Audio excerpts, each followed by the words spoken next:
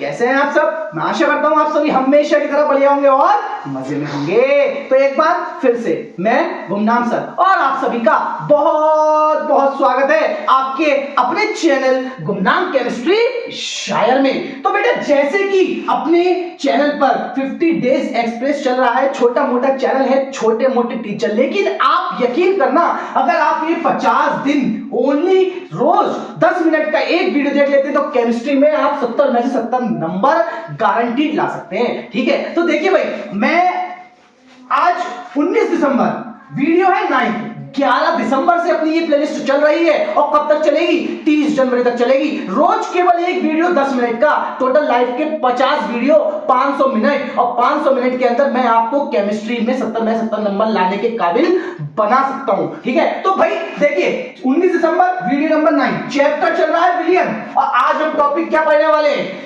आदर्श विलियन और अनादर्श विलियन। ठीक है, आदर्श विलियन और अनादर्श विलियन, और ये इस चैप्टर का लास्ट वीडियो है। ये इस चैप्टर का लास्ट वीडियो है। ठीक है, तो देखिए लंबी चौड़ी यार बातें नहीं करते, जल्दी से कॉपी और पेन लेकर बैठ जाइए। चलिए क्या करते हैं, चलिए टॉपिक को शुरू करते हैं।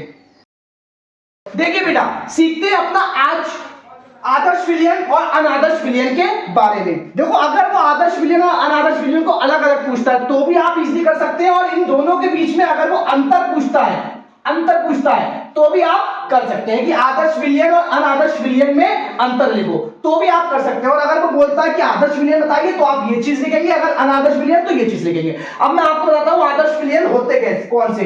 देखो आदर्श विलियन, सबसे पहली बात, ये निम्न शर्तों का पालन करते हैं। निम्न शर्तों का पालन करते हैं। पहली शर्त ये है, ये राउल्ट के नियम का पालन करते हैं। देखो भाई, आदर्श वर्ड ही जो है वो हमें बताता है कि आदर्श का मतलब क्या है, कि आदर्शवादी होना मतलब नियमों का पालन करना। तो ये राउल्ट के नियम का पालन करते हैं, इसलिए कहलाते हैं आदर्श विलियन।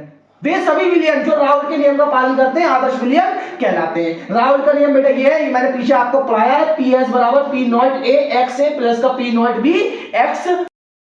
अब देखो बेटा, ये आपका पहला पॉइंट हो गया। अब इतना होने के बाद में भाई दूसरा पॉइंट क्या होता है कि डेल्टा H मिश्रण वो बराबर जो होता है वो 0 होता है। अब इस चीज को समझिए, डेल्टा H मिश्रण मतलब मिश्रण का आयतन, जो मिश्रण का आयतन होता है उसमें कोई भी अंतर नहीं होता है। समझने की कोशिश करिए। जैसे पहले मैंने ये एग्जांपल लिख रखा है बेंजीन प्लस टॉलुइन। सपोज मैंने क्या करा, 1 लीटर बेंजीन लिया और 1 लीटर टॉलुइन लिया। ठीक है, 1 लीटर बेंजीन का विलयन लिया और 1 लीटर टॉलुइन का विलयन ले लिया। दोनों विलयन को एक साथ मिला दिया, तो जब दोनों मिले ना तो इनका आयतन टोटल कितना रहना चाहिए? टोटल आयतन इनका 2 लीटर ही रहना चाहिए।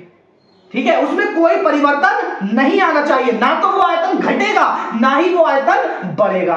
समझ में आया? अब अगला तीसरा पॉइंट क्या है, डेल्टा H मिश्रण। भाई डेल्टा H मिश्रण, तो डेल्टा H जो होता है विलयन की एंथैल्पी। एंथैल्पी का मतलब होता है जिसमें ताप और ऊष्मा में कोई परिवर्तन ना हो, जिसमें ताप और ऊष्मा में कोई परिवर्तन ना हो। तो भाई डेल्टा H मिश्रण बराबर 0।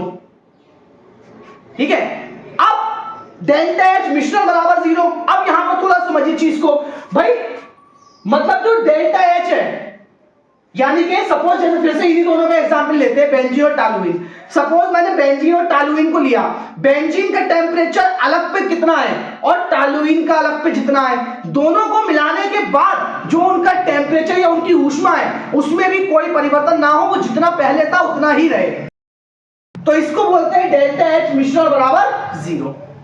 और फिर एग्जांपल के तौर पे आपको 2 कवर करने हैं, benzene plus toluene, N hexane plus N heptane, इन दोनों को मिलाकर ये याद रखिएगा आदर्श विलयन है। अब हम आ जाते हैं अनादर्श विलयन की ओर। देखो ये निम्न शर्तों का पालन करते हैं। कौन कौन सी शर्तों का पालन करते हैं? इनका पहला पॉइंट है, ये राउल्ट के नियम का पालन नहीं करते।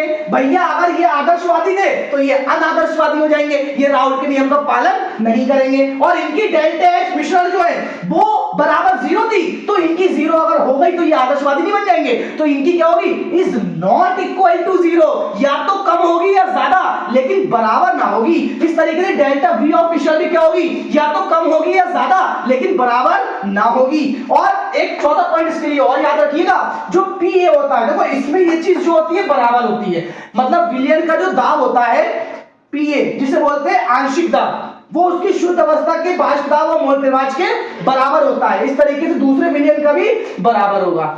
ठीक है, अब ये बेटा इसके एग्जाम्पल मैंने इसलिए नहीं किए क्योंकि अनादर्श विलयन जो होते हैं ना ये दो प्रकार के होते हैं। मैं 2 मिनट के लिए साइड में रहता हूं, आप पहले जरा इसे जल्दी से नोट कर लीजिए।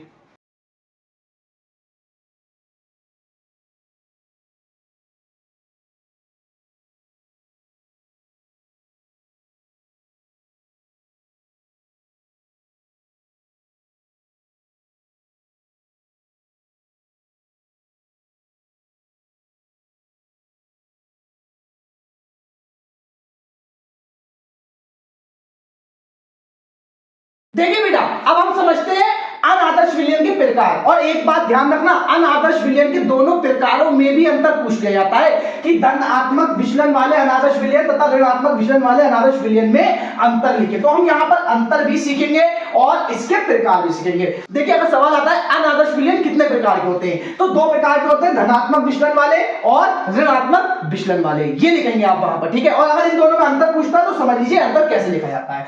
देखिए धनात्मक विचलन वाले जो होते हैं ये क्या करते हैं, ये निम्न शर्तों का पालन करते हैं। पहली शर्त, इनकी जो एंथैल्पी है वो मिलाने के बाद थोड़ी सी क्या करेगी, बढ़ जाएगी। एंथैल्पी क्या करेगी, बढ़ जाएगी, कुछ ना कुछ एंथैल्पी का मान बढ़ जाएगा। मतलब या तो जैसे हमने एसीटोन और CCl4 इसका एग्जांपल समझिए, इन दोनों को अलग अलग रखा। सपोज इसका टेम्परेचर 20 डिग्री है, नॉर्मल मान लिया इसका 20 डिग्री है, इसका मान लिया 10 डिग्री है, तो ओवरऑल मिलने के बाद 30 डिग्री होना चाहिए ना। लेकिन क्या होगा, अब वो बढ़ जाएगा, वो बढ़कर कितना हो जाएगा, सपोज मान लीजिए 35 हो गया, 40 हो गया, ठीक है। तो वो गर्म फील होगा, मिलाने पर दोनों चीजें गर्म हो जाएंगी, ठीक है। तो वो कहलाएगा धनात्मक विचलन वाले अनादर्श विलयन।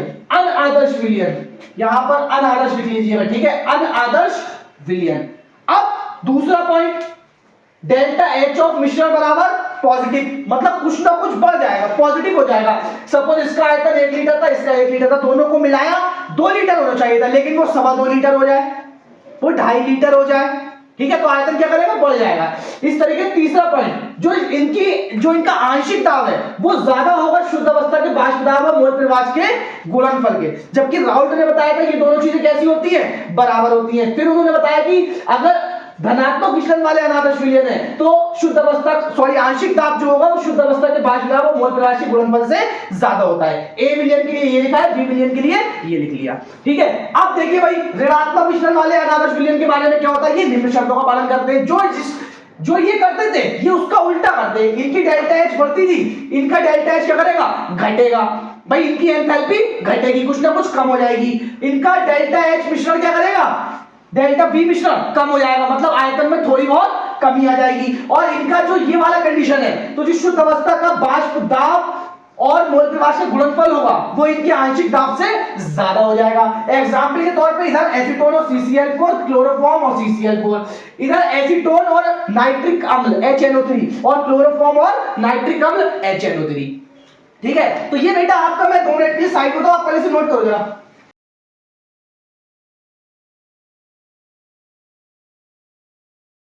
ठीक है बेटा। तो ये आपका आदर्श और अनादर्श विलयन के बारे में मैंने कंप्लीट बता दिया है, कैसे सवाल आएगा, कैसे अंतर आएगा, जो भी आए आप इतने डाटा से कवर कर सकते हैं। तो बेटा अगर वीडियो अच्छा लगा है तो लाइक और साथियों के साथ शेयर करना ना भूलें। और अगर कोई दिक्कत हो तो यार कमेंट सेक्शन में मुझे बता दीजिएगा, उसका समाधान भी बिल्कुल किया जाएगा। तो इसी के साथ मैं अलविदा लेता हूं, फिर मुलाकात होगी एक नए और धमाकेदार वीडियो के साथ।